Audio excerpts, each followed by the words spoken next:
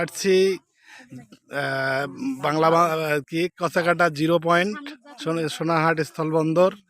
আমরা এই দেখতেছি এই যে আমাদের যারা যাত্রী, এই যে আমার নানি, এই যে নানি, এই যে এটা বড় ভাই তুইন, এই হচ্ছে আমার যার বাড়িতে আসছি আমরা মেহমানরা, তারা কি কি নাম তো, রফিকা।